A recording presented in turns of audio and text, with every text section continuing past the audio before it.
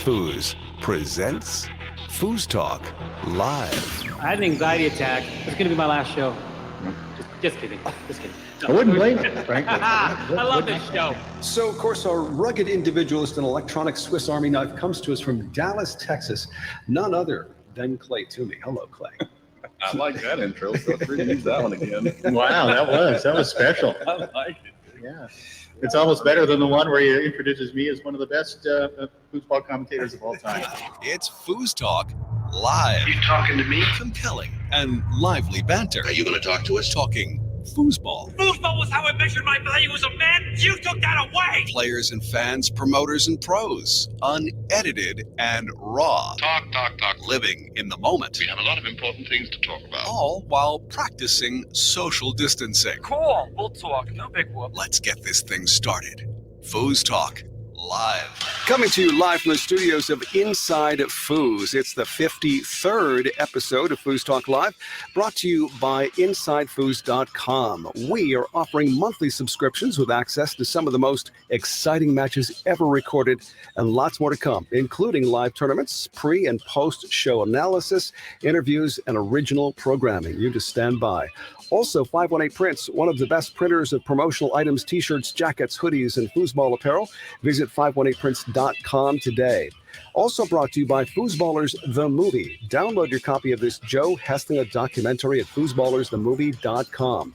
FoosTalk Live also brought to you by Foosball Clubs USA, promoting foosball through school systems all over the country. Visit foosballclubsusa.com and make a donation today. And brought to you by the United States Table Soccer Organization, the USTSO, helping to usher in a new era of competitive foosball. Become a member and register at usafoosball.com. Well, hey there, I'm Tom Robinson. FoosTalk Live is back for the 53rd episode. And of course, we're going to talk about foosball all night long. And of course, conversation always goes much smoother when you got somebody else to talk to, not the least of which would be the greatest foosball play-by-play announcer of all time. Did I get that right, Jim? You're far too kind, Tom Robinson, but thank you very much. And yeah, we're looking forward to a great show tonight. We've got a special guest, of course, who has been around the game for a very long time. Get to talk a little goalie position, which I know you love, Tom. Mm-hmm. And I'm also excited because, we are literally days away from finally getting back out there, getting to a tour event, commentating, doing our thing. So excited about that as well. Oh yeah. No, it's so close now. We can almost taste it. This first opportunity to get out there and really be among the players and find out what's happening. I think people are going to be just thrilled. Just going crazy out there, especially Moneyball next weekend for you guys. Yeah, I know one guy who's going to be going crazy out there, and I'm talking about the guy that's going to be sitting next to me for much of that weekend, Mark and Mark and his puppy. Apparently, if you're watching on Twitch, and now live Mark. from Casa del Toro, it is Mark Torres. Hello, Mark. So this is my new baby. Oh, and check it out! A cardigan corgi, and he is 10 weeks old, and he's psychotic because I have a German Shepherd who's 2 years old. And see what happens here. This one starts crap with that one. That's wild. And she's very matriarchal at the moment, but it's psycho. So, yeah, man. Thank you. I usually sing as an intro. Too late for that, but excited to be here. Say goodbye to my dogs. I want to hear a rendition of Who Let the Dogs Out, Mark. Who let the dogs out? Woo. And I can do a mix to whoop. There it is. Tag team back again. Check the direct in. Let's next week, folks. Man, we're going sideways already. Saturday night at the Embassy Suites at Portland Airport. Next week, you and I, we're doing karaoke. Gonna be a party. Gonna be a party. You want to be there. Heavy duty party. So subscribe to InsideFoos.com if you want any hope of seeing this party. InsideFoos.com. InsideFoos.com. InsideFoos.com. And we're going to talk a little bit more about the event itself coming up next week, which of course we'll be covering, and some really exciting matchups. And I can anticipate for next week's good. So many great players coming, and of course the tradition of that area as well. We'll get into that in a little bit. Yeah, no, it's just I also wanted to mention. Go ahead. Just got to double check to make sure our Swiss Army knife is at the ready. I forgot about that guy. Are you Locked and loaded, ready to flip it open, and careful. I'm on the verge now. of saying bad things. I don't, and it's not going to be on purpose. But There's a toothpick in there. Just flip it open and pick his teeth. flip it open, and It has everything. that's still every time. I hope that's around for a while because I really do like that. It makes me feel cool, man. Yeah, absolutely. And a little red. We're gonna get a T-shirt with a Swiss Army knife on it with your picture. And Bingo. I'm down, dude. That's a great idea. I'm down. Here's what take the Texas flag and then somehow, and this is probably a bastardization of the flag, and some people, I don't care, whatever. I'm not into that. Take the Texas flag and replace the star with like the Swiss little cross looking thing, dude, and I'll wear that everywhere. Yeah, well, that's going to offend some people, Clay. But good. Hey, listen, right. it's not even close to the worst I've done, and it's not close to the worst that I'll ever do. So. Not even close. Yeah. Shall we discuss what we were talking about just before we went live? Because probably shouldn't. Okay, cool. All right, No, not necessary. Happy to be here. Thanks for having me. Okay then. So Jim, I interrupted, and you were about to say. No, I was just talking about, that we're a couple of weeks in now since the launch of I guess we're 25 days into our launch, and we continue to put out fresh and exciting content each week. And now we're going to get to do some live stuff. Tomorrow, in fact, one of the people who will be up in Portland next week is our good friend Phil Schlafer. Right.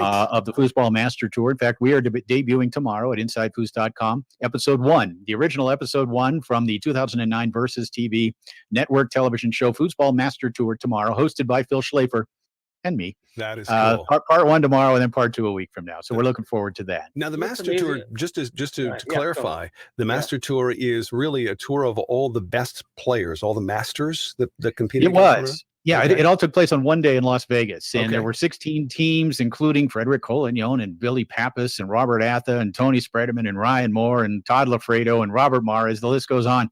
I mean, literally a collection of the greatest players in the world. A one-day single elimination doubles event. It was turned into 2 24-minute television shows, which aired on the Versus Network in June of 2009. Wow. And we're kind of rebooting it, bringing it back, and we have some other exciting news later on in a few weeks about where this is all taking us as far as the Foosball Master Tour is concerned. Yeah. So I got 2 things about the Foosball Master Tour. It was 12 years ago, and there's a whole generation of Foosers that never saw it and never knew it existed. Right. They have no idea that the event ever occurred. So it's new content for them. Secondly, it was an event and a tournament ahead of its time, because I don't think network television was ready for it yet. Mm-hmm. But the Foosballers documentary and the World Cup showed that there is a market for this. There's a demographic for it now, whether it's the pandemic or the pandemic notwithstanding.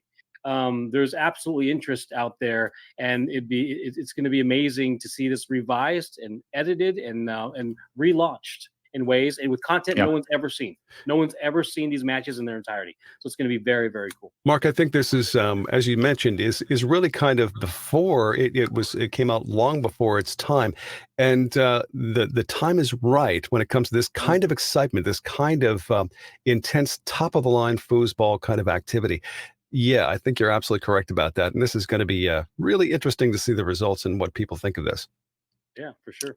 Yeah, that's for sure. It was a lot of fun doing it. I recall 2009, I shot out, Phil Schlafer called me and said, Jim, we need you to come out and do a little commentary for this. And I flew immediately out to San Jose, went to a studio and stood there and commentated these 2 24-minute shows. Wow. Which 32 players involved.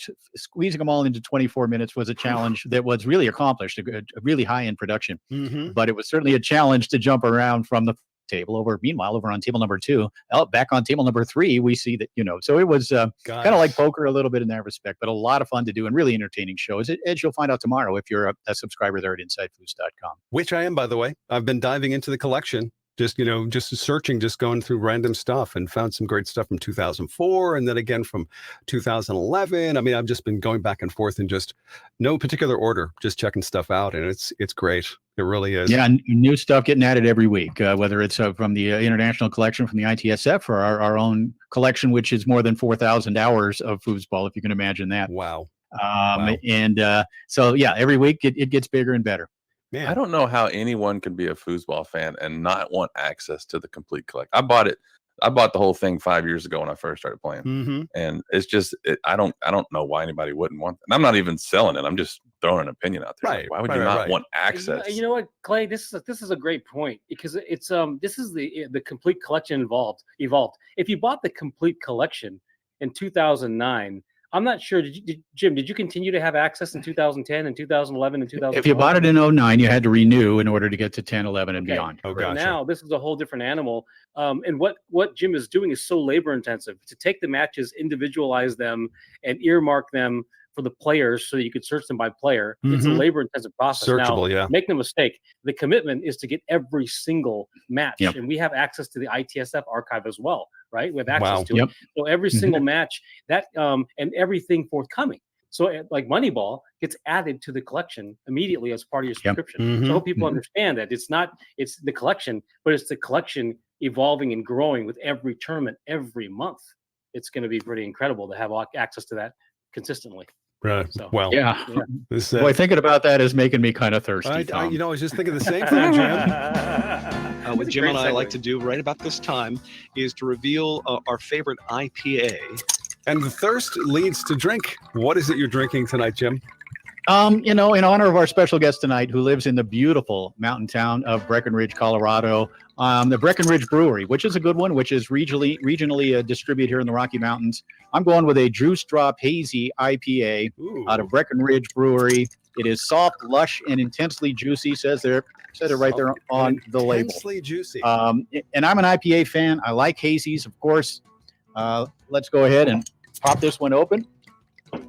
I want to get a clip of Jim saying soft and what was it? Soft, Juicy. something. Soft and juicy.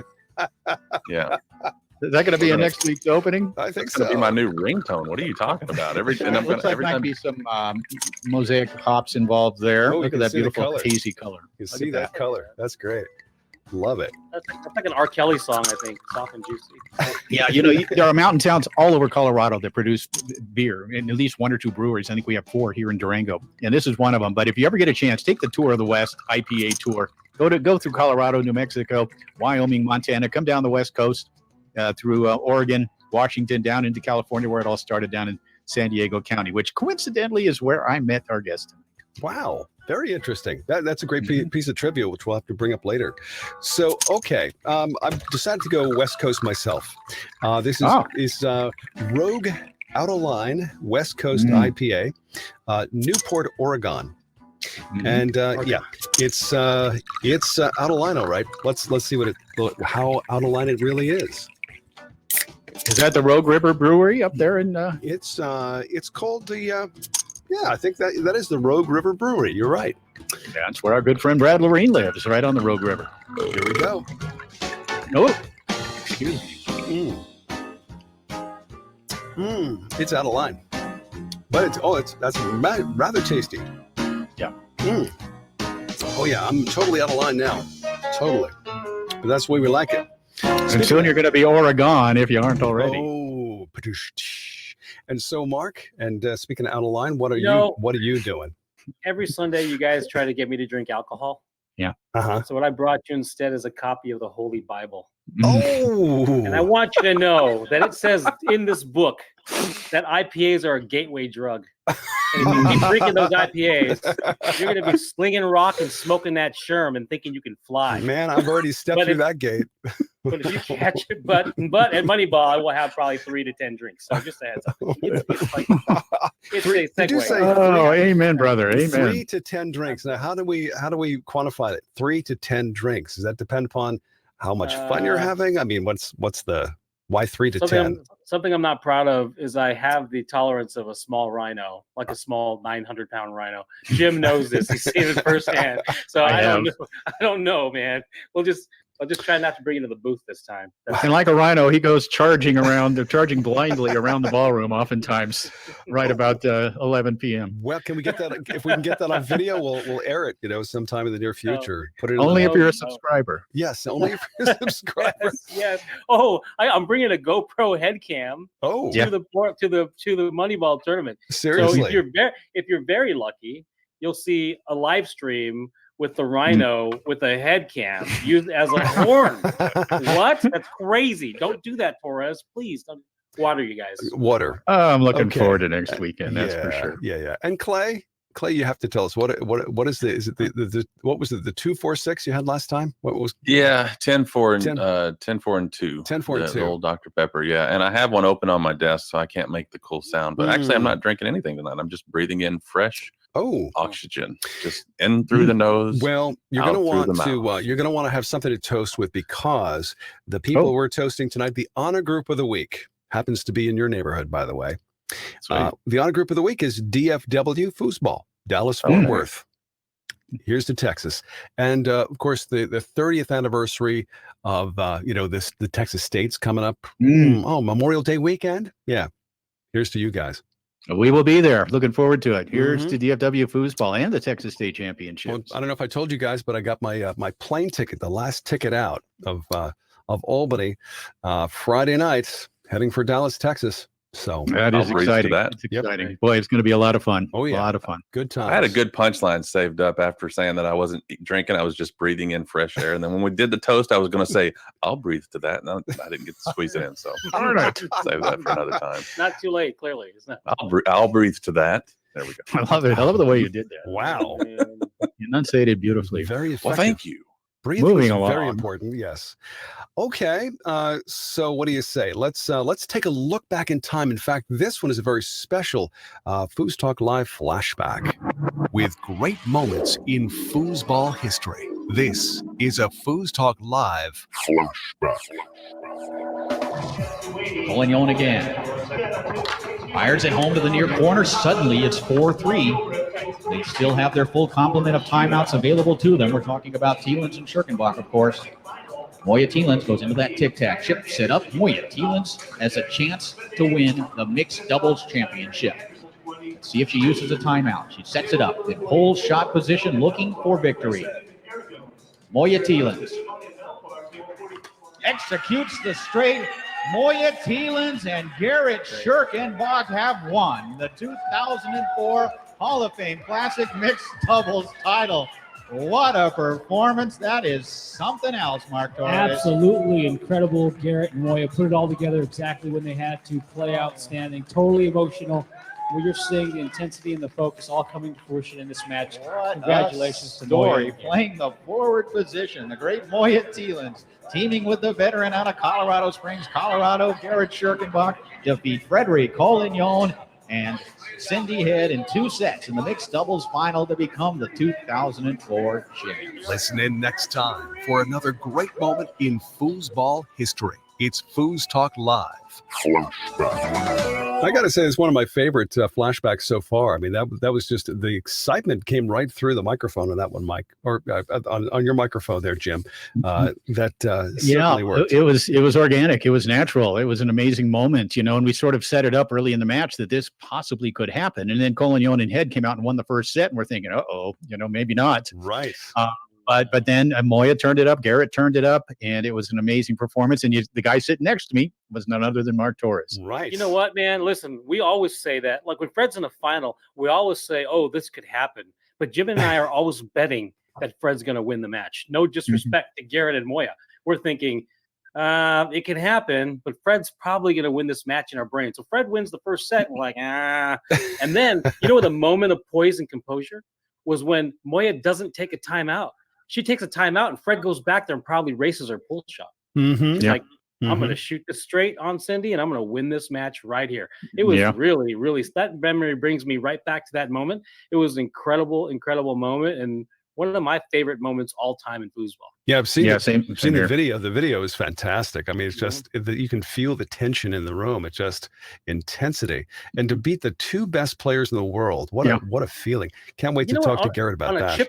On a chip up pass, if you didn't see Moya, that was her money pass. Chip up and then shooting a straight, like her straight and long looked exactly the same, and she had a sneaky split. But to shoot that straight and chip up and straight, just money. That's the way Moya needed to win that match. Yeah, best lady forward I ever saw for about a 5-year period. I never saw anybody better than that. And unfortunate that it couldn't have continued, but boy, for those 5 years, she was tremendous. I do have one note last week we had the great Cindy Head on, and it was a great show. She was fantastic. What a pleasure it was to spend some time with this lovely woman, an incredible champion.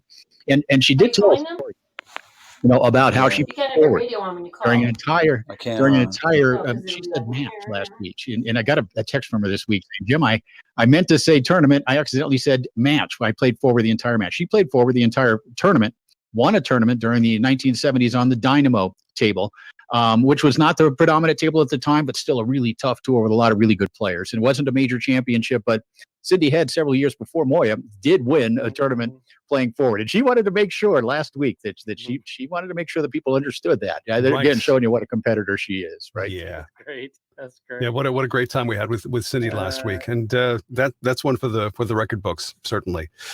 No question about that. Well, guys, I know that, every so often we kind of toss in new features, and tonight is one of those nights. So would you like to see what this one is all about? Let's do it. Here we go. Yeah. This is your source for upcoming foosball action and news. It's the InsideFoos Tournament Preview. And this, of course, comes to you specially provided by InsideFoos.com. This feature is going to be something we feature before big tournaments, give you lots of information about what's coming up. And, of course, the next big tournament, Moneyball, which is taking place in Portland, Oregon next weekend. And Jim, Mark, you got to give us a quick idea as to what you got planned. What's going on? Yeah, no, it's going to be fantastic. Here we are about 5 days before when we're shooting this. The tournament's going to be held at the Embassy Suites Hotel at the airport in Portland. I love tournaments that are at airports. It's so simple. You catch the shuttle over, easy peasy, no problem. So it's going to be there at the Embassy Suites in Portland starting this Thursday, and running, of course, through Sunday. I've had a chance the last couple of years to attend and work and cover these Moneyball events, and I really have enjoyed it. I think they're run well. Obviously, this big Moneyball event, which we'll talk more about who's coming to compete for that. But also the history up there, of the Pacific Northwest, which is where tournament soccer was located. The factory was up there. I had a chance to play a tournament at the factory back in 1979 with just stacks of tables all around us, a 10-grander, like 500 players. And it was a lot of fun. But there's such history up there with Hall of Famers like Rick Martin and Dan Kaiser, a tradition of great lady players as well, Lotus Leong, of course, and Kathy Brainerd, the two Hall of Famers. From up in that area as well. And every time we go up there, we see a few folks we haven't seen in a long time. The average age of this tournament may be higher than just about any other because of the turnout that you get up at the Moneyball event. It's funny. The last tournament I worked was Moneyball 2020. On the way home, basically the last night there is when we first started to kind of get serious about COVID coming. Several of the people there were very concerned about returning home from this event and having to go through the airport, et cetera. And then a couple of weeks later, everything sort of shut down. It's the last tournament I worked. Okay. It's also going to be the next tournament I work. So looking back here 5-10 years from now, you're going to go, well, look at that. He worked Moneyball back to back. Yes, it was back to back, 14 months apart. And so looking forward, there's something poetic about that, that coming back and kind of resuming and getting back to it at the same event. But lots of great local players up there, guys like Justin Shaw and Robert Hayes and Cody Byrie and Jeff Pipkin Jr., and a bunch of good old players as well, like Jack Lenti and Bob Barnett, Alan Turner and Rich Fosner, who always dress up as the Foos brothers. Literally, it's Belushi and Aykroyd, and they're pretty close to it. And they play their matches like that. And they will next week. And we'll get one of those on table one for sure. And it's really entertaining. Two very good players. Last year, my wife was up there. She actually finished second in both women's singles and women's doubles. Wow. Jamie Toe, the outstanding player out of the Pacific Northwest, out of Vancouver, was the winner in both singles and doubles with Sarah Peterson, I believe, was her doubles partner. So lots of history up in this part of the country, but it's also a really cool event, a big money event. It's a large entry fee to get into this Moneyball event, which is separate from open singles and open doubles. And last year, of course, Adrian Zamora and James Castillo were the winners of Moneyball. They won't be defending this year, neither of them coming. Really? But I know, Mark, and you've been kind of more in touch with this than I have about the players that are coming. I know a few of them, and I think you're going to fill us in with some big names that are coming up to Portland for next week. That's the only reason why I'm looking at my phone, because I want to make sure I got these right. By the way, I understand the average age of this tournament is qualify for the $1.99 Denny's Grand Slam menu. Are you talking about Jim and me? I'm willing to take out the whole tournament room for $1.99 nice breakfast What a guy. Yeah, What a guy. So I want to go over some of these teams because people, I think it's because people are starving for foosball. They're willing to come out and travel a little bit. But here's some of the teams we got. So Tommy Atkinson's playing with Arthur Mitchell. Dr. Doomfield Schlafer is playing with Dennis Ori. Tony Spreedeman is playing with Robbie. Brandon Moreland and Ellen Moon, who won the Halloween Classic together this year, are playing together. Looks like Justin Shaw and Cody Byrie. Warren Van Landingham Jr. is playing with Brad Lorraine. And there's some local guys, Jeff Pipkin and Ryan Harvey, Jason Sherrill and Sean Irish. You got the Foos brothers, Rich Fosner and Alan Turk. But there is a rumor that a guy that they call the Duke may be floating around this tournament. And if he should, so, John Wayne. Will he shoot it? No, not that this Duke is like 60 years old. The 60-year-old one. Oh, Norm Duke, Duke, professional one is bowler, still Norm alive. Duke. I got it. The one with the right arm. The one with the cannon right arm that defies physics and time and mortality. But Jesus Christ himself will be showing up to the tournament. Rumor has it. Floating into the ceiling. Unsubstantiated sources say You'd have to put Tony and Robbie as the odds-on favorite. Right. When you get a team like Tommy and Arthur. Arthur's been around the block, right? He's won stuff in senior and pro doubles. Yep. He's not to be toyed with. And the young pros out there, and Robbie and Tony are prone to be upset in the winners bracket. Now they're also likely to come out and win the thing from the losers bracket, but they coming from firsthand, right? upset them like 3 years ago in the winners bracket. So this is going to be shaping up to be an exciting semifinal, quarterfinal, and then finale to this tournament. And all these guys, and who I love? Well, Rich Fosner. I haven't seen Rich Fosner play in 25 years, but this guy is an absolute beast. He's a super talent. Okay. Farwell Barsteering, power pull shot. If he's still shooting, if he's shooting a rollover, is probably even more dangerous. So I wouldn't mess around with Rich Fosner. What's he shooting? No. These days? What's he shooting? Rollover. I think a rollover, but still has the pull shot as well. But still, very, very, very athletic on the table for sure. Yeah, So I remember a quick story about Rich Fosner. It was like 91, and Fernando, my dear friend in California, was the young hotshot. Rich Fosner came down to play a tournament in Northern California, and he had his eyes target on Fernando. The whole thing was, I'm going to beat Fernando. And guess what? He wiped the floor with Fernando in open singles. So these guys that were great pros in Dynamo should not be toyed with. They're always a threat. They'll be in it till the very end. And if you get them, maybe age got to them, but don't deny the talent and skill. They'll take you out. So I'm excited about this tournament. So who's going to who's going to show up with the fire? That's the question. Who's going to have the most desire to win this? That's really what it's going to tell the tale, don't you think? For sure. That's generally how it works. Who wants it the most, right? And I would hope, and I would think that InsideFoos being there with more advanced coverage, perhaps, than we've seen in a while. I think people are going to be excited about it. I would hope the players will be as well. There'll be a sense of excitement there, although it's going to be a little different. I don't know that we're going to have the large crowds watching. There are safety protocols in place up there to some degree with masks and with limits on ballroom size and temp checks and all of that. So we'll see. But I think that the fact that we're back out there doing our thing, the players are starting to get back out there on a regular basis now, coming up, doing their thing. I would think that the intensity is going to be there. And the Moneyball title, if you win that Moneyball event, you're taking home a nice purse as well. So is it an additional prize attached to the Moneyball aspect of the tournament, correct? Yeah, that's correct. It is. It's separate. There's open singles, there's open doubles in the standard fashion, but then there's this separate big money event, Moneyball, as well. Which I think which is part of the reason why so many of these big pro masters are coming out. You win that Moneyball, it certainly pays for your trip and a little bit more. Right. But you'll also have open singles. Rob Mara's won open singles there last year. Also won open doubles last year with Dan Barber. As we said earlier, Adrian Zamora, James Castillo won the Moneyball title. They will not be defending.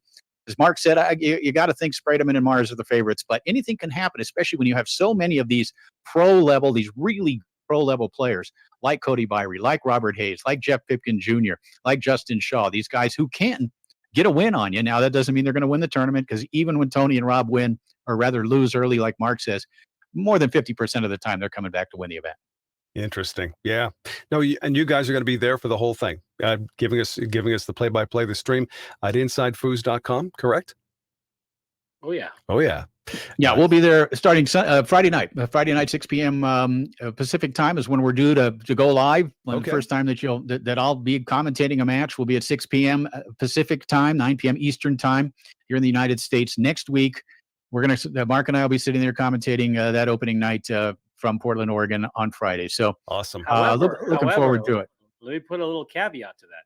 We're going to have at least 2, if not 3 live streams. So it's possible, depending on setup, bandwidth, and however the mechanics of the architecture go setting it up, there may be other channels available before we go live with our commentary. Oh, nice. There's reasons for the subscribers or to subscribe. There may be foosball available on other channels before we go on the commentary. And if that happens, you will know. Yep. Okay. Yeah, we'll keep you up to date. Absolutely.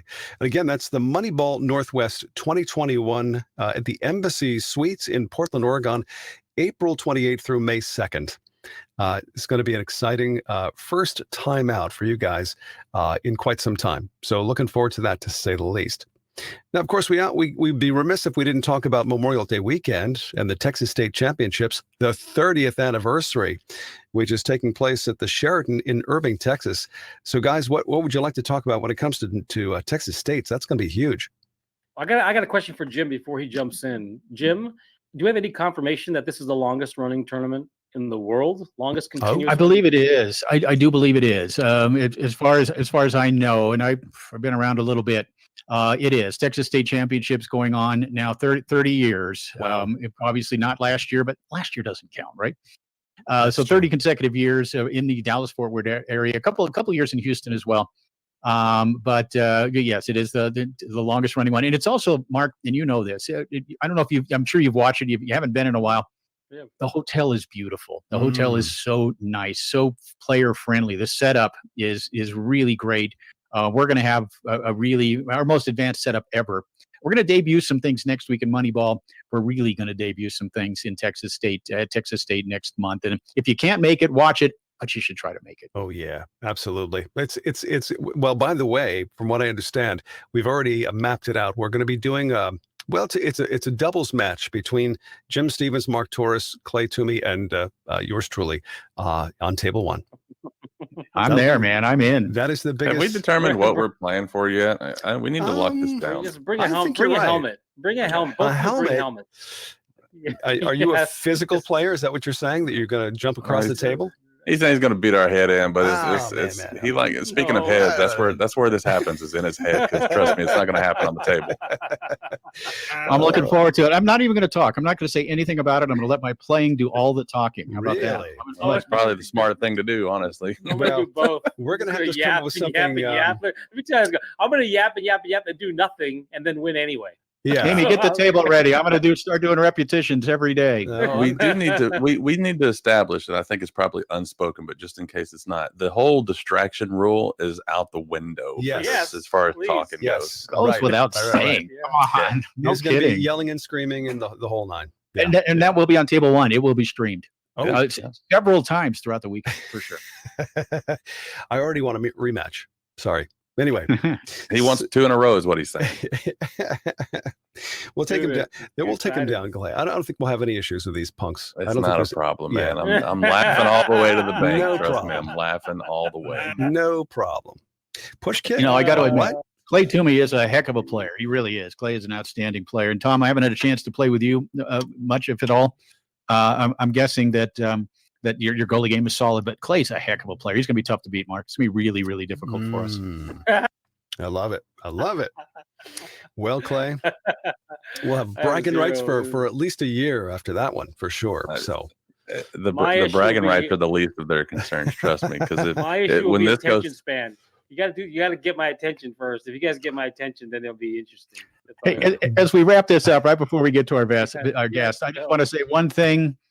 Man, isn't it great to have foosball back? oh, Yes. it is something to talk about. I mean, this is what this is all about. FoosTalk Live, of course, but having some place to go and be in the action and talk about it as it's happening. Now there's nothing quite like that. Take it on the road for sure.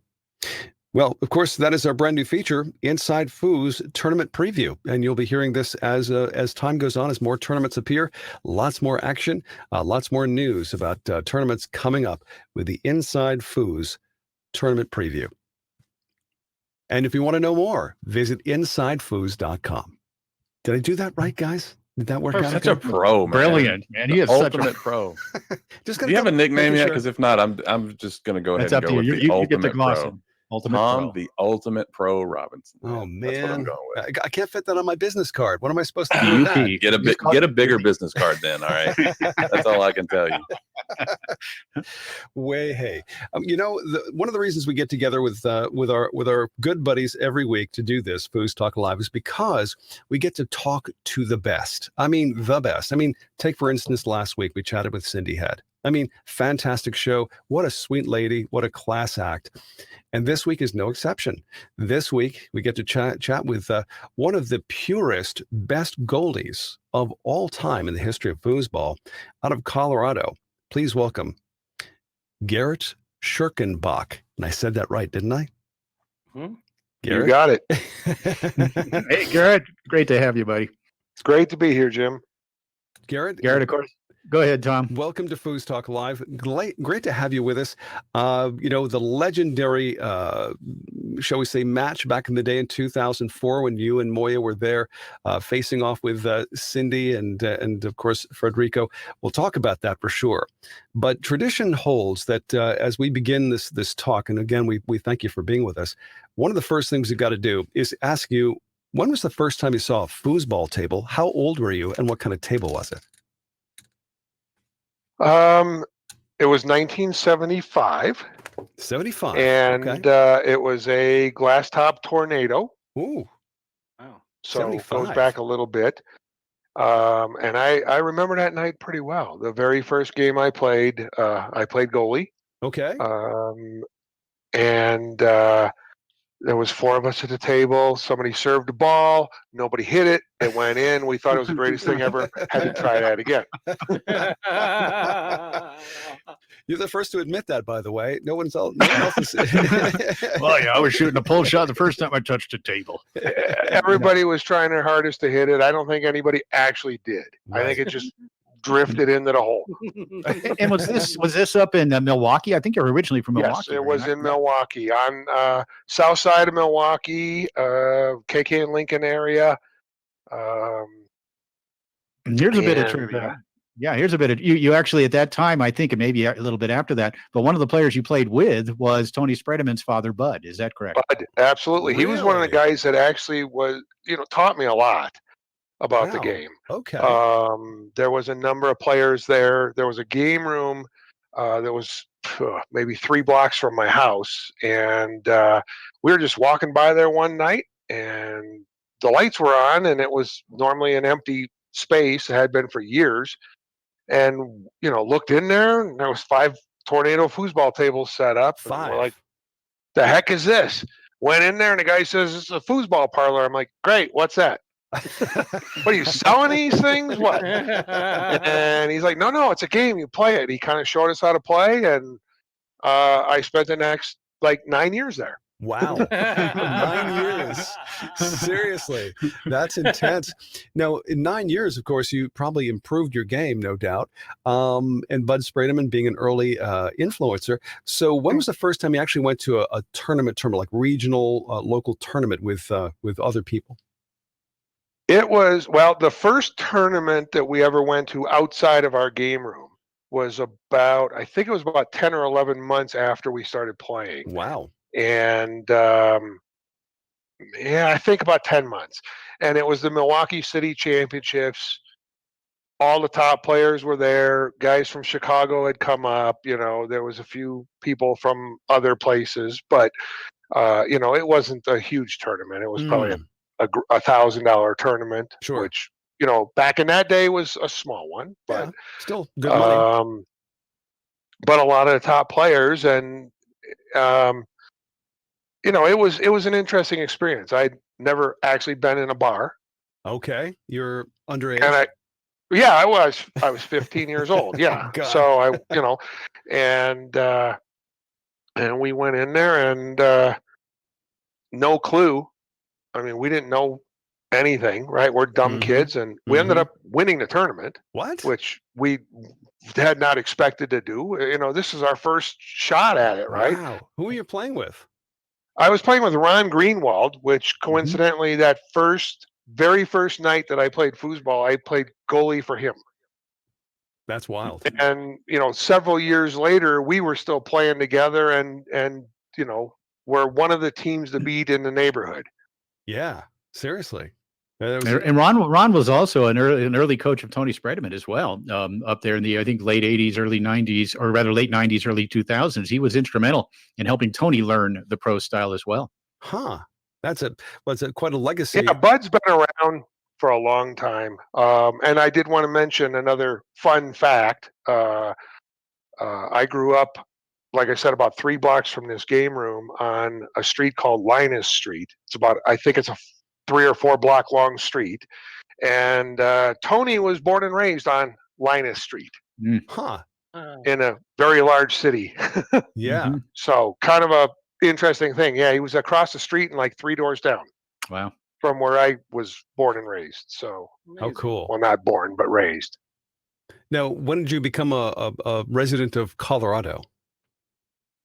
We moved out here in '93. Okay. After leaving Milwaukee, I joined the military, moved around a little bit, finally ended up in San Diego, and I was there for a number of years before coming out here to Colorado. Wow. Yeah, that's where I first met you when you lived in San Diego. Of course, we were in LA. We hated everyone from San Diego. Had a pretty fierce rivalry. And I recall, I believe, going down to a tournament down there and meeting you.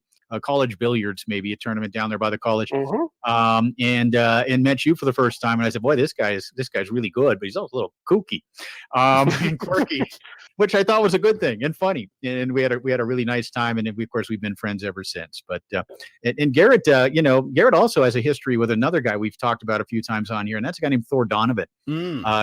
Garret had a chance to play with Thor. In fact, won 1996 Striker event. Which was a big one. I think you won cars or trucks. I don't know whether you ever got them, but you won them. You won trucks? Yeah, they were.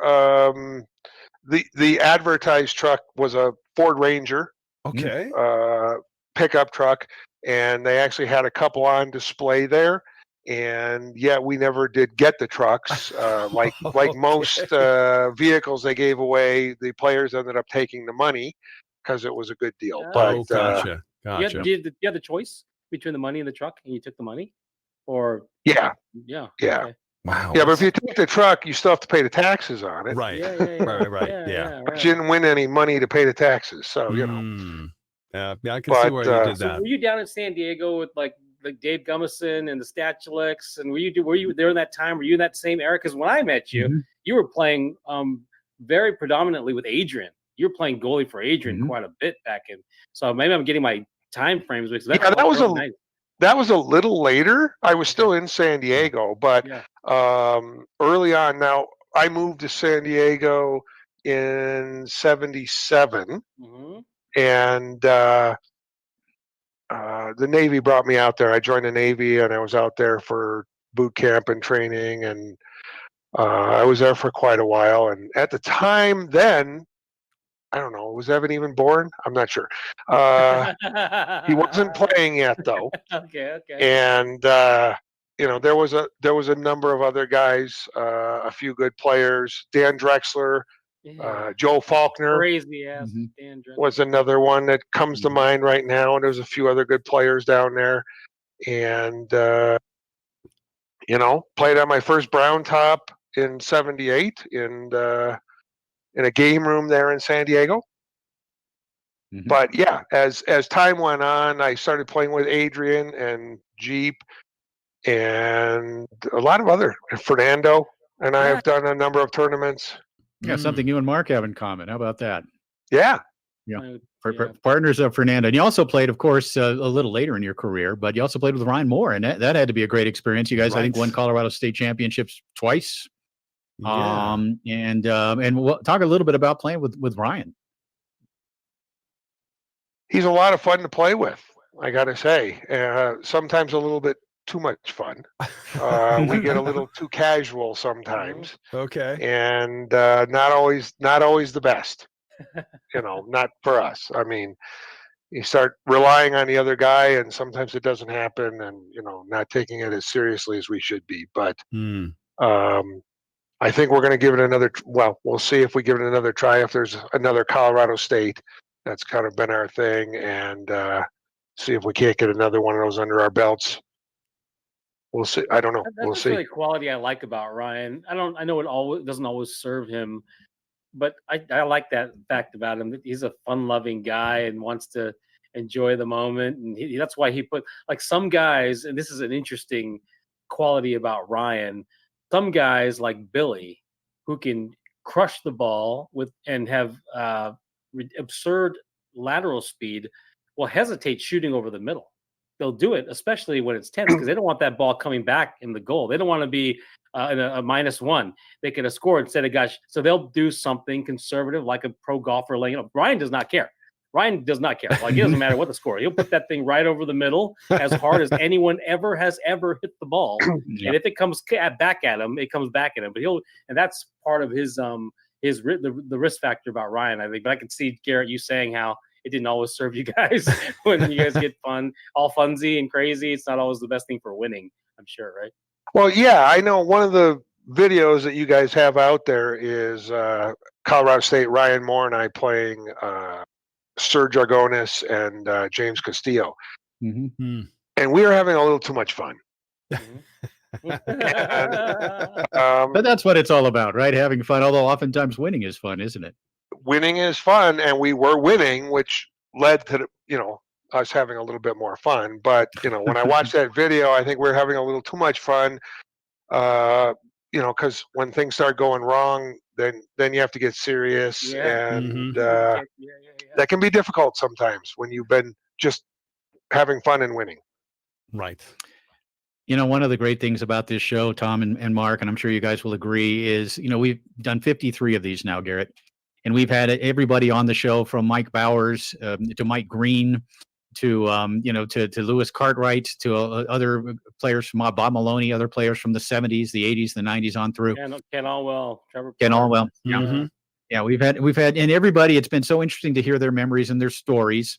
Your career, for example, you mentioned 1975. So you're on the tournament soccer tour. You then move on to the Dynamo tour, and then to Tornado and beyond. And then as you grow a little bit older and into the twilight, you get to play for Team USA. And on the U.S. team, and with Adrian Tamora in senior doubles, and you win it.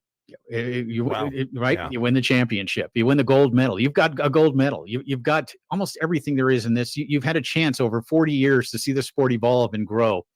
Look back a little bit, if you would, and how much has foosball meant to you in your life?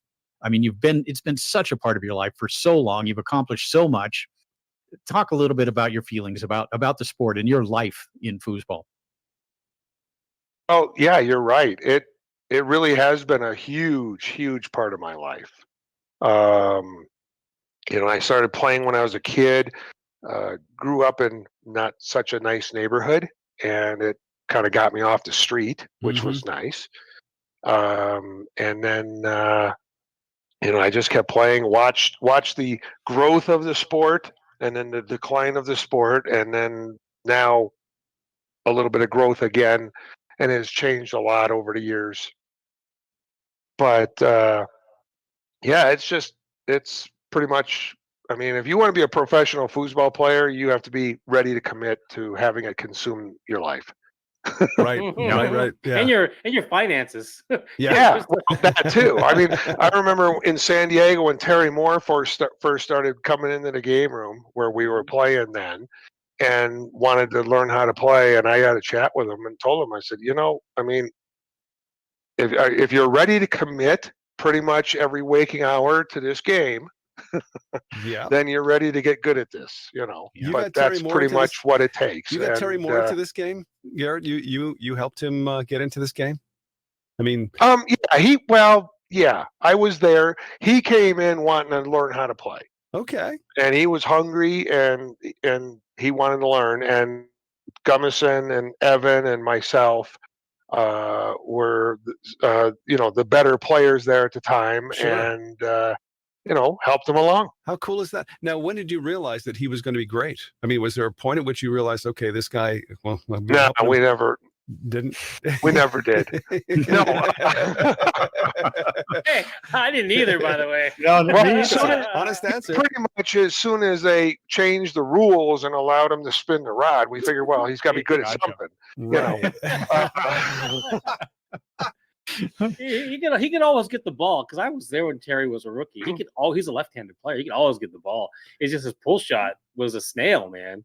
And then when the rollover just didn't right, but completely. And now he's everything. one of the greatest players of all time. How about it? It happened fast. No doubt. Yeah, it happened really fast. He was a lefty, which is why his 5-bar was so strong, and that really was. I mean, he had a good shot, no doubt about that. But the 5-bar really made the difference. Huh.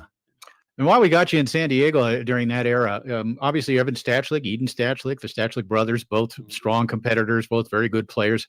And a guy came along in the late 80s, Bill Partridge, who became really another guy who benefited a little bit from the rules, but really took advantage of them and was a really good player for a few years. And talk about it. And Dave Gummison was there, as you mentioned, for a few years. We hated playing you guys in LA. And we were good in LA, but we hated playing you guys.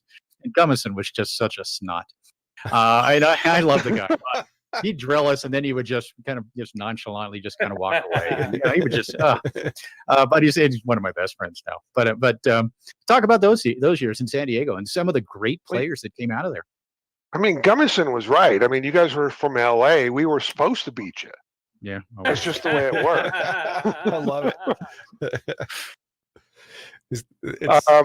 Yeah, I mean, it was a good time. Gummison, of course, came from Minnesota, and I came from Milwaukee. So we were the two transplants coming in, the two pros coming in. Eden and Evan were on their way up, and just I think they were still novice back then, or semi-pro, but definitely up and coming. And and then of course Terry Moore came along after that. And there's been a few other good players to show up, but we had a good scene. We had a really good scene in San Diego for a while there, especially when Terry finally came in. I mean, we had 5 real strong players in the city. Master quality players. Yeah, you're really, really good players. Yeah. Right, which is something LA didn't. Well, I mean, you had Jeep and Trevor, and don't forget Leonard. Leonard was a good player. Trevor's brother. Striker. They were pushing Striker. Remember, they were all about promoting Striker tables during that. I love Striker. Yeah. Best table ever. I think how it went was, I believe Evan Stachlik won novice singles in like 85. 82. 82? But then because Phil won in 87.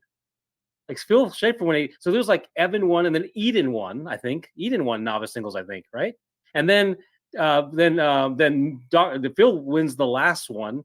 But I think what was funny was you had all these hot novices that were young pros, and Evan was probably amongst the top upcoming pros of that time. But it was so territorial. Like Vegas had their own weird pocket of players, San Diego and LA, and then Northern California, and then San Jose hated Fremont, and Fremont hated Campbell, and LA hated San Diego. But then when it came down to it, Northern California hated Southern California. It was like they would come up to our tournaments, we got on theirs, and everyone just banded together in their own weird tribal systems and hated on each other. And it was the best of foosball times.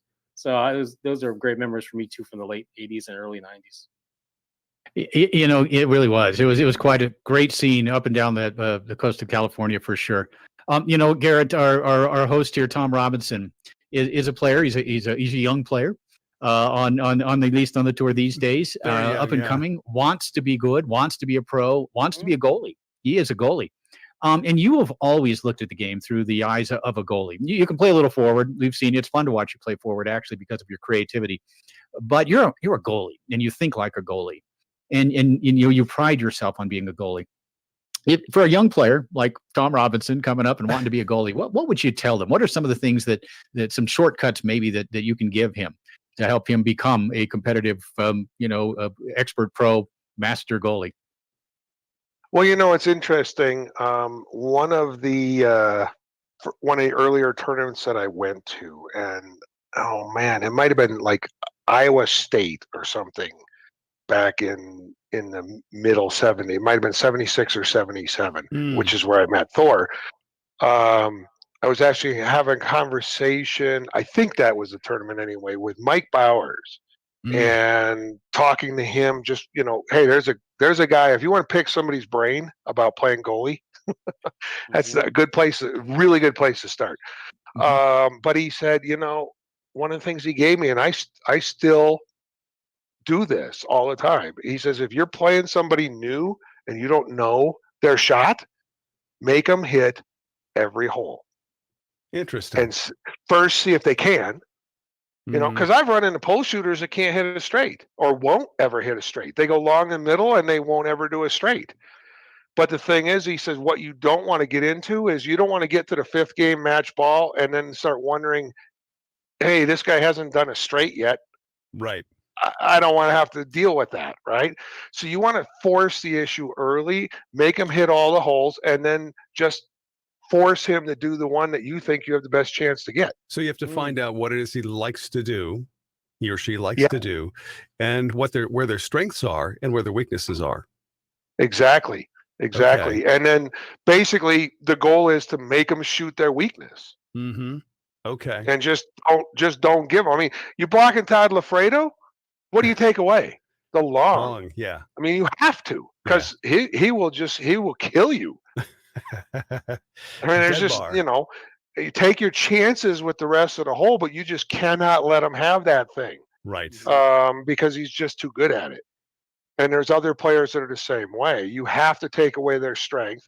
You have to take away what they're good at and force what they're not good at or what they'd rather not do. Nowadays, a lot of these top players, they're good at all the holes, but they still have tendencies to favor certain holes. Now, and that's what you got to figure out. One of the things I noticed, like when you were playing with Moya, that particular tournament, you came up with some clutch shots. I mean, your passing was awesome, but your clutch shots, some pivotal moments. So what do you do? Do you break it down into, okay, I'm going to shoot 20% and then pass 80% of the time? What do you do there? My game, I am primarily a passing goalie. Okay. And one of the things that over time I figured out was the more I pass the ball, and especially if I'm successful doing it, it will usually force the defense to adapt and change, which will ultimately open up holes. When we played Frederico and Cindy in the winners bracket, in the finals, I think I hit just a couple of passes to Moya. But in the winners bracket match, I think I must have hit 8 or 10 in the 2 games that we played. And Frederico had to make some changes to get that. He couldn't let me just do that, which is, I mean, that's what this game is all about. Right. Adapting to what's happening. That tends to open up some holes. Now, when it came to defending against Frederico, what did you notice about his? Was he favoring the pull or the push side? I mean, what did you notice about his game there? He goes wherever he wants. He's nasty. Yeah. And you just got to move around and just try to get in his way as much as you can. Right. Anticipate. And I started, I mean, the first set of the finals, he pretty much had his way with me, and I started to adjust and get on him a little bit better, and that was a big, made a big difference. Yeah. And they talk about getting into a player's head as you're defending against them, getting in their head. What is that? What is that? How do you get in somebody's head? Yeah, well, that goes back to what I was saying earlier about, taking away what they want. Okay. Forcing them into other places. And then after you play them for a little while, you start getting you start kind of sensing what they're going to do next. Mm. And, the only ones that it's difficult to do that on are the top players. Most players have tendencies, and you can kind of almost guess what they're going to do. Now We played games watching matches. We'll sit up in the stands like Ryan Moore and I did it once, and we'll sit there and the guy will get the ball and we'll pick holes, and keep score. Oh, got it. Okay. Not whether they scored or not, but whether they shoot the hole we thought it was going to be. Mm-hmm. Mm-hmm. How predictable they are. And when you start even watching, you can do that. And you can start getting into the shooter's head and start realizing that he's going to do this because this and this didn't work or whatever. Right. They go to a comfort zone. They go to a place that they think they can maybe pull a dink or something like that once in a while because they're not having success with their money shot. Right. And of course, all the bets are off. When you get down to a game ball or something, mm-hmm. a lot of players will go back to their shot they're comfortable with. Sure. Regardless of whether it was working earlier. Yeah, that's a great point, and it's so true as well. And it's same with the pass on the 5. They're going to go with what they're comfortable with. They're not going to take a chance. They're going to play it safe. And if you can anticipate that and be aware of that, you're going to have some success. Another thing that a great goalie does, Tom, Garrett, I know you're aware of it. You've sort of touched on it already. But the idea is, and especially against a player you've never played before, you kind of want to manipulate them a little bit. You want them to go where you want them to go by showing them holes, taking it away, or ghosting a hole, or whatever, or dead racing them and then not moving. Whatever it is, you're kind of getting to where, and once you get them doing what you want them to do, it's over for them. The party's over. Yeah. Yeah. And that is it. And, people have asked me, well, what do? You take away their strength, but there are scenarios where you don't take away their strength. Mm-hmm. If you get a guy who's setting up a pole and he loves going middle and that's his favorite shot, I've had matches where you're better off just baiting him for the middle and then taking it away because he'll take it when he sees it. Right. Mm-hmm. On impulse. So, there's opposite scenarios, from always taking away their strength. And obviously the other thing I let people know all the time is don't try to block every shot because you can't. Right. I mean, there are times when I felt like I could, but and not all the time. You have to play percentages. You have to try to get as many as you can. But if you try to get everyone, you find yourself chasing stuff and ultimately probably not getting very many at all. Right. Okay. Understood. One of the things that I noticed when playing, in my local DYP, I've only been to a couple of tournaments in my life, but when it comes to just playing for a match, I tend to get to the point where I get the ball in my zone. I might set it up, wait about 3 or 4 seconds, and maybe shoot, or pass, but. One of the things that I have trouble with is I get a little bit overcharged, and I think for some reason, my animal brain takes over, and I just want to shoot that ball within 2 seconds. How do you control yourself? How do you prevent that from happening? Yeah, that is a difficult one. I have a lot less problem with it at goalie than I do at forward. Okay. Forwards tend to want to get that ball and go. Right. Because they get a little amped up there. The goalie has to be the guy who's kind of, setting the pace, controlling the tempo of the match, things like that. So, a lot of that is just taking your time. Of course, the number one thing a goalie can do, I mean, even more important than blocking, right, is controlling that tempo, clearing the ball, and giving your partner a chance to win. Right. And there's so many little things. Keeping slop out is huge. Yeah. Clearing the ball out of your zone is huge. A great example of that, and I've done it personally. Adrian and I played Gus Trevino and Todd Lafredo several times.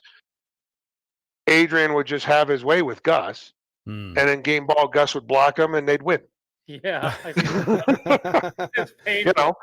and he was really good at that. Yeah, he'd get drilled. Gus would get drilled, and then his percentage would slowly increase until the 5th game, where it's like, what the hell? I get nothing. Yeah, and then all of a sudden he's coming up with a couple of blocks, and hey, sometimes that's all Todd needed, Right. So blocking is not; it's all the other things as a goalie. Mm-hmm. Blocking is nice. I mean, it takes a lot of pressure off your partner, but not turning the ball over, not getting stuffed, and not letting easy slop go in, because that usually just deflates your partner. Right. He's just up there going, "Oh, I can't believe it," and you just don't want to do that to him. Yeah. What I would say, Tom, is as a goalie, remember those timeouts are yours too. They're not just your forwards' timeouts. Right. And it's very important for the psychology of a goalie to believe they're dictating terms, to believe it. So let me give you an example. If you know that you're like compelled to shoot that 2-second shot, you're going to at least know which one you're going to do. Like, okay, if I'm going to shoot that 2-second shot, I know it's going to be this spray that I know is there 70% of the time, and I'm going to time it. And if it's at 2 seconds, I'm going to go. But the other point is, in your mind, you got to say, I'm in control of this match. This is my ball, and I'm going to take whatever. It's just, that is a leap, right? That's a leap from a high amateur to a low pro. Okay. Controlling tempo. Garret said it. Yeah. Mm-hmm. Not wasting opportunities. That's another one that I think. Controlling tempo is huge because, like I say, I've seen forwards so many times. They start getting wrapped up in the moment, and they start going faster and faster and faster. And sometimes just by getting the ball in the back, setting it up, waiting 7 or 8 seconds, and then doing something, they can bring them back down to earth. And it's just, you don't have to say anything to them, and you can help slow them down. Yeah, it's so true. And it's actually something you can practice at home for those of you listening, and for you, Tom. You can actually sit there, and if you need a clock, get a clock. But you can wait 10, 12 seconds before you execute, and just practice the repetitions of it. You can become accustomed to it. Garret talked about the 3 basics of as well as other things, but the 3 basics of playing the goalie position: block the slop, clear the zone, contain that ball when it comes in your area. The 4th one is partner selection, right? In order to really be a great goalie, you've got to have great forwards, and great goalies tend to get great forwards. But it's so important for you to not have to concern yourself with that, to be able to do your thing, take care of the basics, make adjustments as the match goes on, et cetera, play the goalie game. But you have to have a guy up there, ideally, who's also getting the job done. And you've been fortunate enough over the years to play with some really, really good forwards, and that's a result of being a good goalie, of course. Absolutely. I've had a few big tournaments where I didn't necessarily win, but played well, got the notice of either people that were watching or people I was playing in some cases. I played Jeep in a tournament. I don't remember which one it was.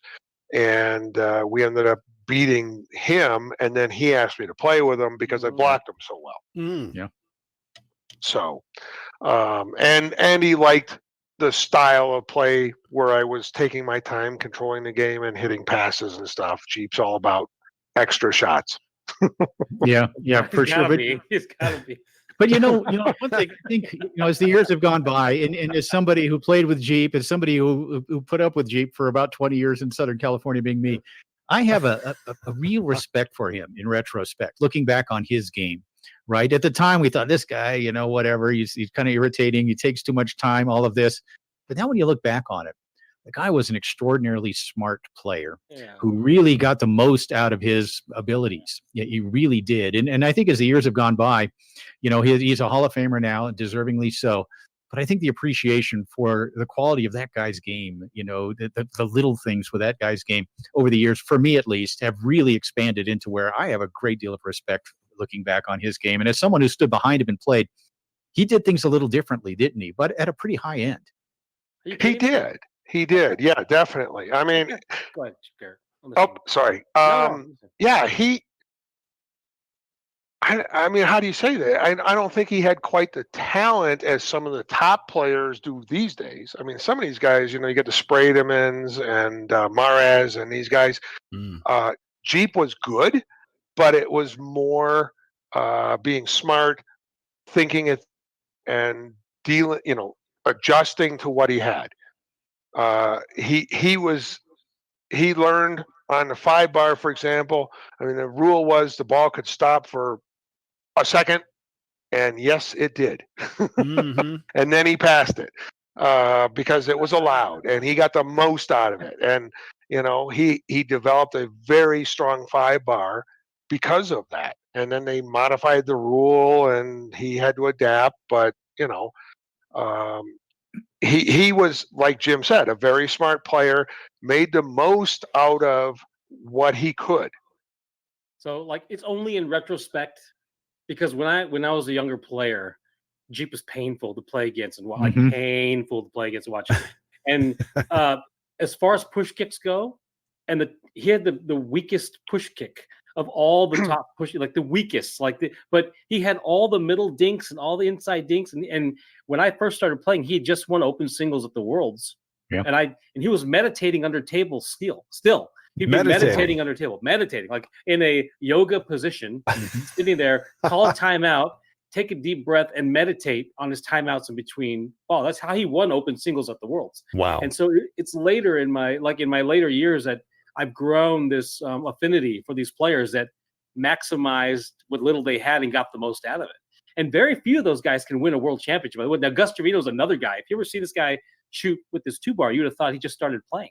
I mean, what's this guy doing? He has zero power. But what happens inside the brain for him to clear over and over and find the right gap and get it to Lafredo's 5-bar or off all the smart intellectual play, you realize what these players could have done. Now, I think there's an interesting thing that happens too. The players that are super talented, that are highly skilled, you can lose something because they compensate that much. They don't always get the other part. They don't always build the cerebral part of the game. And you can see that in top high-end talented players that don't win. But Jeep was the opposite. And you can see what these guys could have done if they had more ability. But the fact that they won world championships and tour events tells you how good they really are between the years. That's very impressive. Yeah, I mean, Jeep might be the least talented player to ever have won an open singles world championship, right? I mean, can you think of another? No. What a title to give someone, by the way. Yeah, the least talented player to ever win a world championship. Please welcome Greg G. Perry. Think of one. Come on, Garrett, you think of another player that had less physical. No, I absolutely agree with what you're saying. But, at the same time, I mean, having played with him a lot, I've had so many people say, why do you play with that guy? His push kick is terrible. I'm like, yeah, but he still makes it. Yeah. He finds a way to put the ball in the hole. And that's all that really matters is scoring. Right? For a forward, you get that ball and you score it. Yeah. And if you keep doing that, you're gonna win. Yeah. And that's the key. And whether it's a bad push kick or not isn't relevant as long as it's going in the hole. Yeah. And I would never say it was a bad push kick. Yeah, with some of the guys out there, I mean, you got Allwell out there, of course, Harley Park. That thing was just a missile. That thing was a rocket. Yeah. And then, of course, the rocket launcher himself, Rick Martin. So there was a lot of good push kicks out there. Jeep's was different. Yeah. Slap kick, kind of a slap kick. And shout out to Greg Perry watching there or listening there in Hollywood, California. I love playing with him. We played a bunch of tournaments together, had a couple of good tournaments, and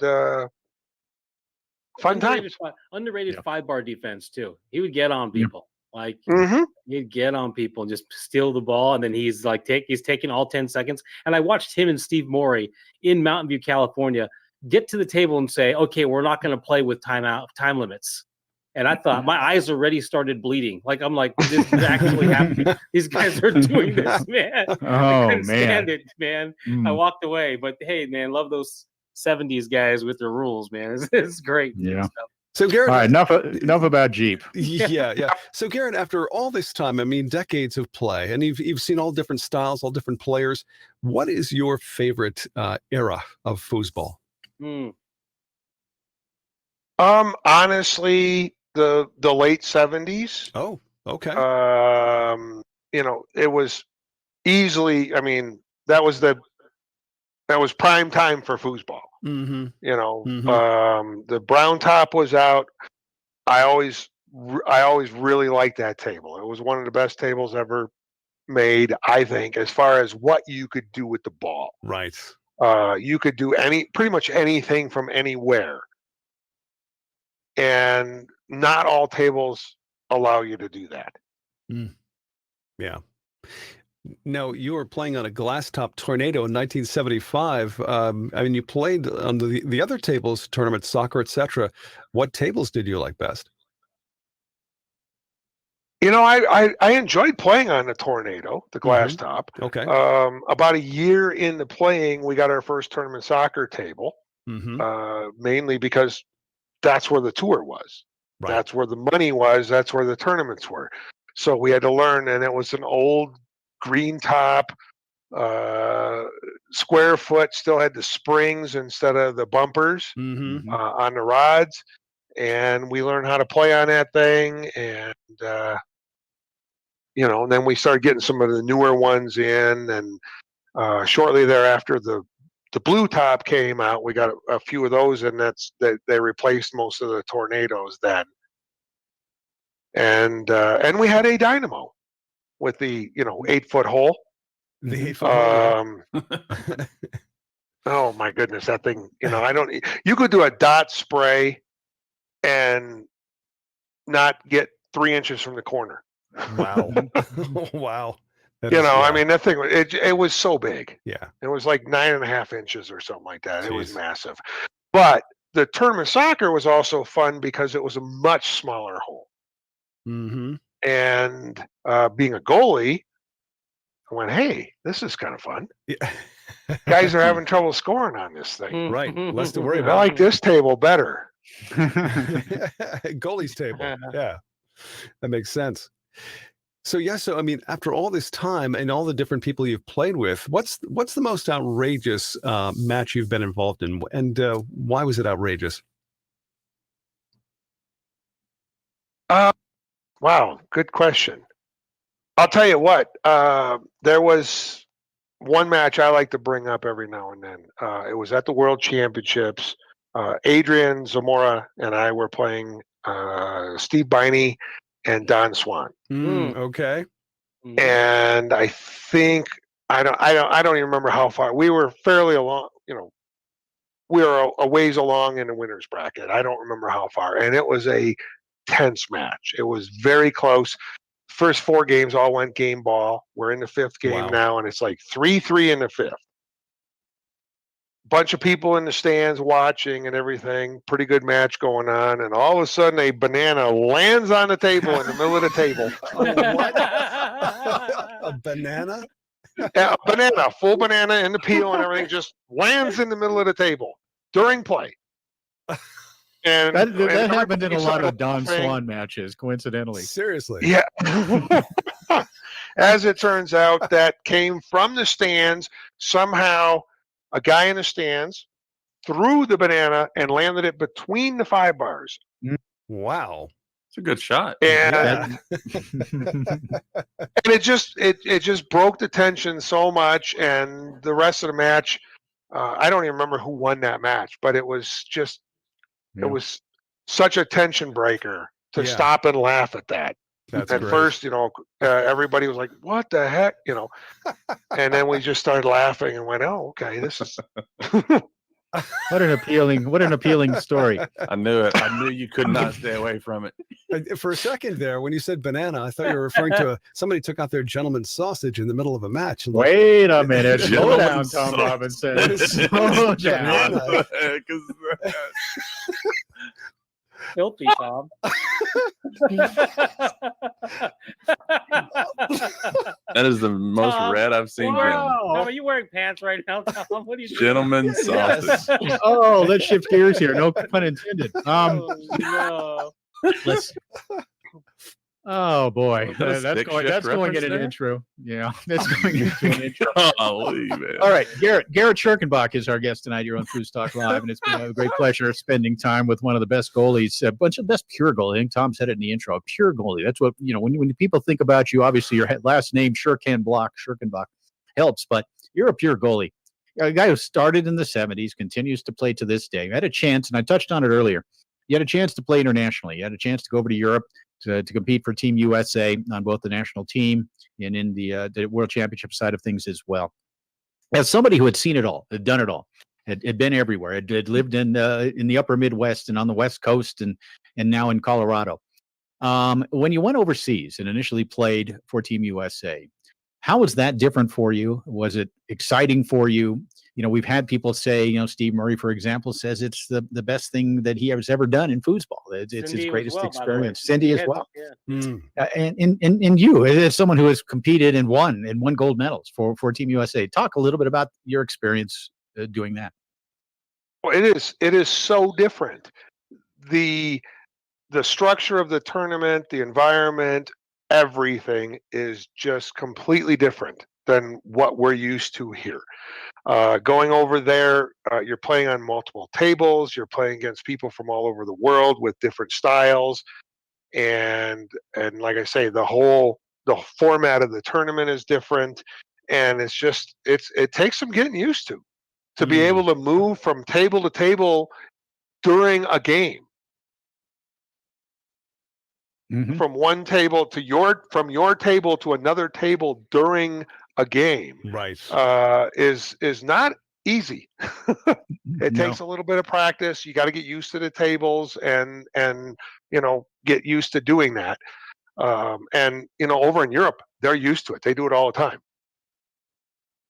So they have a little edge there.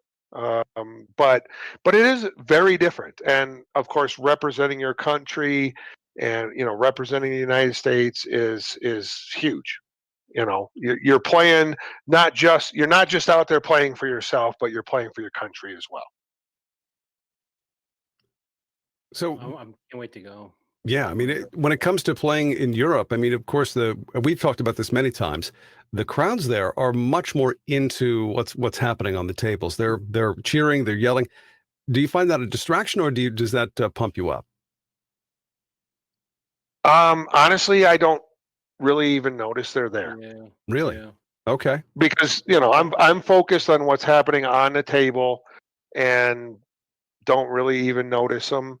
It's not like tennis where you get the crowd kind of cheering for you and you get kind of pumped up. It's not necessarily what you want, especially as a goalie. You don't really want to get too amped. Right. So how do you feel about this? I mean, you come to America and you play here, and it's like a golf match. I mean, there's we have to be dead silent while they line up their shot and take the shot. It's what needs to change there?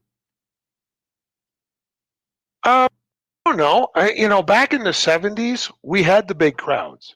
Mm-hmm.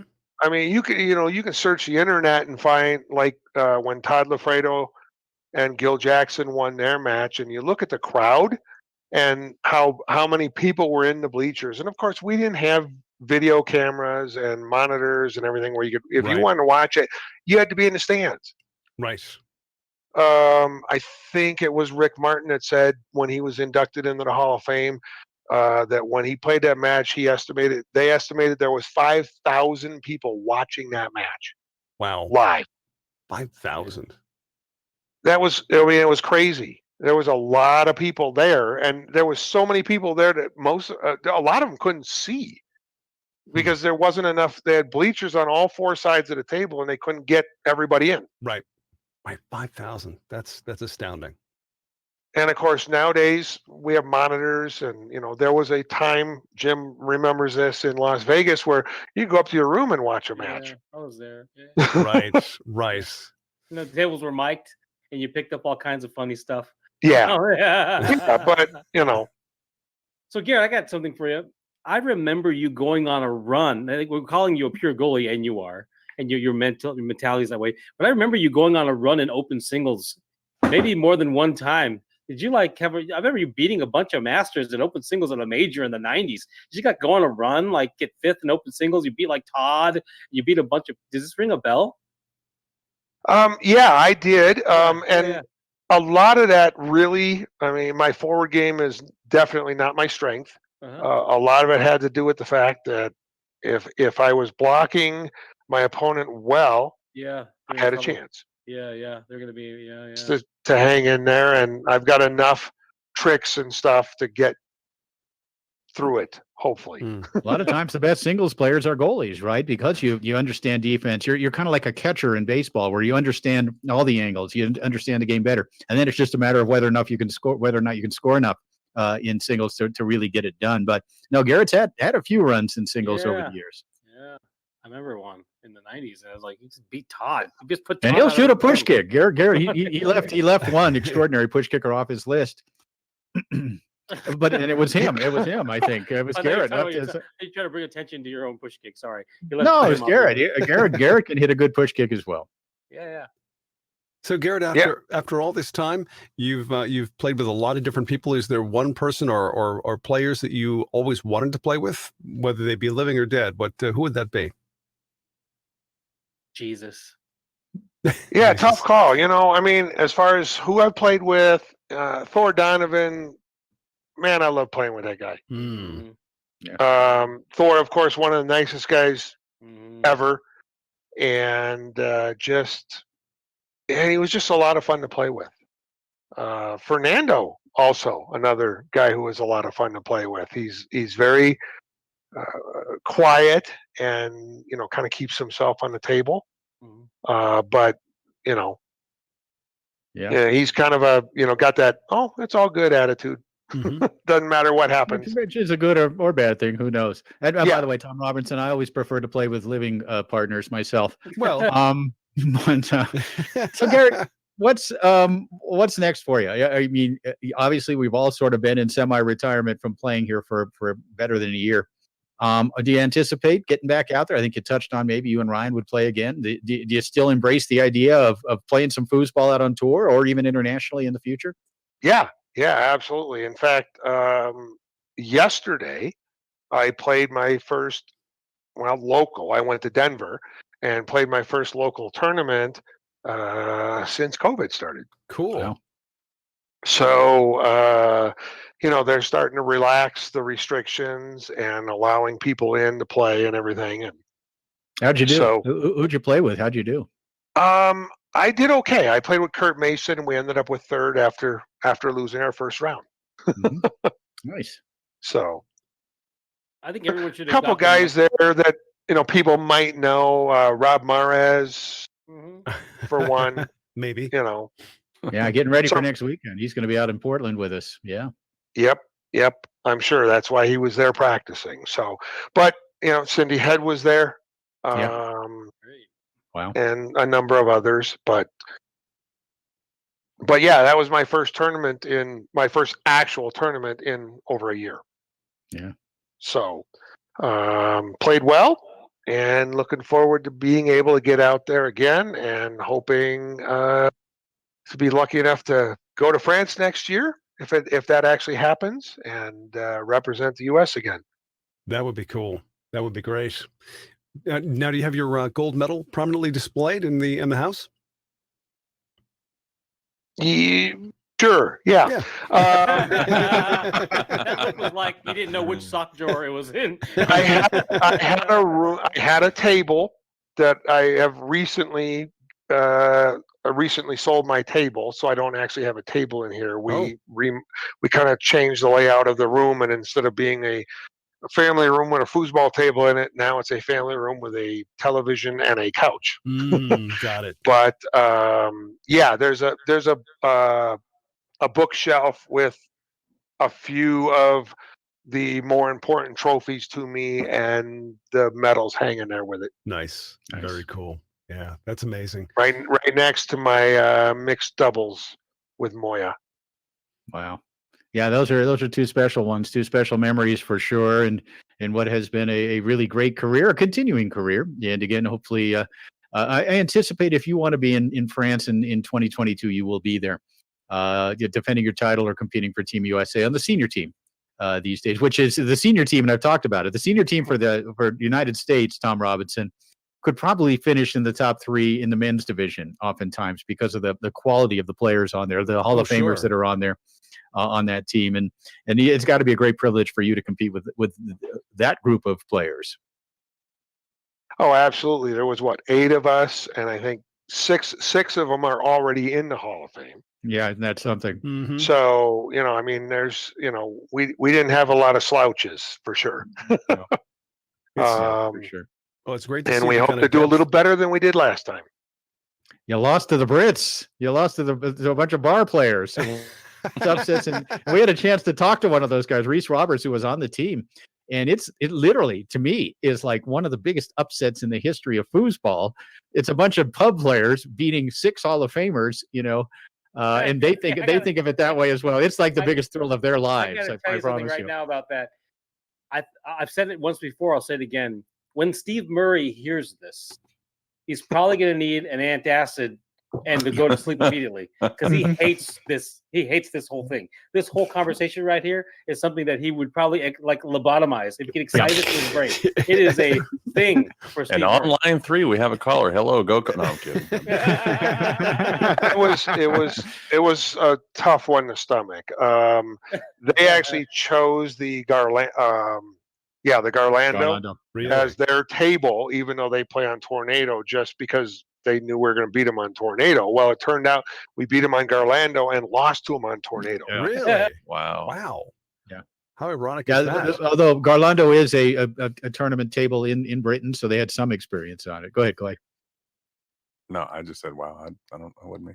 There is. I just wanted to hear you say wow. There is a story that Tony Bacon was as excited during that event as he was on our show a couple weeks ago. And that might have played into that overexcitement. Might have played into some of the. It could have. Is that the term we're using now? Excited? Whatever, Garrett, you could confirm or deny Inspired? or not abstain. Yeah. Good choice. I'm so glad we got video for this. Good call. Good call, Garrett. Oh man. Well, it's been a lot of fun hanging out with you. For an hour or so here on FoosTalk Live on a Sunday night, talking some foosball. And again, it's such a pleasure for us to have you guys who have seen everything in the sport and are able to communicate it so well. The one thing we always bring up with the players who were around for it was the crash of '81, so to speak, the end of tournament soccer. You talked about how for you, that was the brightest era for you and for so many of us in the sport. And, and suddenly almost overnight in 1981, the tour was gone, something that meant so much to so many. Your reflections on that time. Yeah, that was a hard one to deal with. I mean, tournament soccer had grown. They basically came out of nowhere, and in a 6-year time, they had gotten to the point where they were running $1 million tour, multi-million-dollar tour, and running these just massive tournaments. And they got to the point where they couldn't sustain it, and they ended up going under. And it just for several years there was just nothing. I mean, there was a few small tournaments. Tornado kind of stepped up. Dynamo showed up and started running some small tournaments, but there really wasn't a tour for a little while. Not one like we were used to. And but it's come back. The money isn't there like it used to be, but the competition definitely is. Yeah, that's a great point. Yeah, and that's so true. I mean, especially at the bigger events or the international events, we still get a taste of what foosball is all about, and that's that intense competition, that high-end, high-speed chess game that the best players can play, including yourself. So, for me, I've always been a fan. Always love commentating your matches. I never know quite what I'm going to see. I know I'm going to see some great defense. I know I'm some great goalie play, but you always surprise us with a little something, whether it's when you're playing goalie or when you're playing forward in singles or whatever. So appreciate you joining us from Breckenridge, Colorado tonight. Garrett, thank you. Yeah, Garrett, really fantastic to hear your stories. And thank you so much for your advice on defense. I'll be taking that to heart for sure. Well, thanks for having me, guys. I had fun. Yeah, absolutely. And hopefully we'll see you in a tournament sometime in the near future here. Texas State's any possibility there? No, but Nationals in Denver, I will be there. Awesome. Great. Very Wonderful. cool. So, Garret Scherkenbach, thank you so much for joining us on FoosTalk Live. It's been a pleasure chatting with you. Let's get together again. By the way, the door is always open for you. Fantastic. All Thanks right. for having me, guys. You're very Great welcome. having you, man. Cheers, buddy. Wow. Have a good one. Hey, you too. So, guys, this is yet another fantastic guest. We're just it's amazing, the stories, especially from the early days. The banana on the table. That to me, that was like, what? I'm not gonna fall for the banana on the tailpipe. Dude, I gotta start taking bananas to foosball. Seriously, man. Get things going. The banana. It's the banana. No, that's a great call, and there's been several of those sorts of things over the years. I suppose when things have landed, I've had a strawberry thrown at me or somehow, and it stained my plexiglass shield there. And the good thing I had the shield. But so we've seen fruit in the pits before. Who threw Honest the to God, strawberry? honest to God, Mark? underwear thrown at me Oh. in Vegas at a foosball tournament singing karaoke.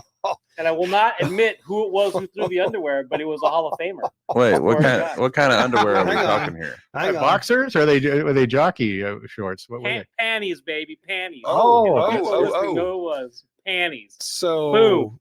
geriatric or No, What no, I'm style? not Let's gonna move on say. from the underwear. Yeah, let's move on, man. As I say to my son, "What's that under Lie. there?" Underwear. Story live. yeah, This is I got A lot of this fun underwear. though. It's always that's the one theme that I continue to kind of focus on over this last 53 episodes is how we get to speak with these guys, Oh, right? yeah. And maybe COVID factored in a little bit. Maybe we would have been focused on other things, but for the past year, we've kind of really been focused on the history of the sport, deep diving into the 70s in particular, 80s and 90s as well. But to get the perspectives of these guys and the way these memories are so vivid and fresh for them, right?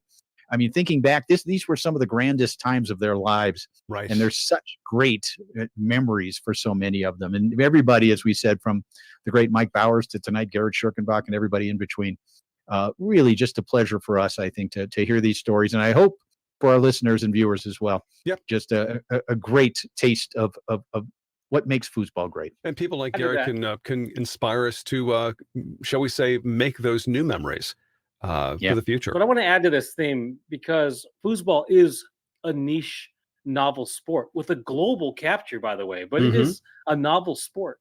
And unfortunately, we don't have the same archival history or memorialization that other sports do. But guess what this radio show does? Guess what the podcast does? It does that. It archives these players and their histories. It puts them in there. They'll always be available in one form or another. We'll digitally have this memory for anyone who ever wants to hear what Garrett's story was. So we're not going to have a 30 for 30 ESPN, but we have the podcast to tell to remind people their stories. So I love that. Yeah. Very good point. Very good point. Yeah. And of course, we have the world's greatest archivist here, Jim Stevens, who provides us all these incredible moments in foosball for decades, going back decades with hundreds, if not thousands of matches on InsideFoos.com. So and decades to come, hopefully, as well. Exactly. Including next weekend. We're getting back at it already and have Moneyball next week. We'll be adding to the collection right there for sure. And again, you'll be there from at Moneyball Northwest, which is in Portland, Oregon. And if you can possibly make it out there, it's going to be a fantastic event. So rumor has it that, and I can't confirm this, but I think Muhammad Ali is going to make an appearance. No way. Elvis. Rumor Elvis has for it. sure. Okay. Elvis, I believe. For sure. Mark, you had a final point. Yeah, here's my thing. So if you haven't seen it yet, because you're not on the InsideFoos TV page, Inside Sports International, the parent company of InsideFoos, is working with Noah Rosenstein, who is an Emmy-nominated producer, editor, writer, director, and doing a documentary on Trevor Park. Oh, wow. And it's going to be brilliant. What Noah's doing, Trevor Park has an amazing story that many people haven't heard when they hear the story. It's an amazing story. And so that's in process right now. Some of that filming is also going to happen.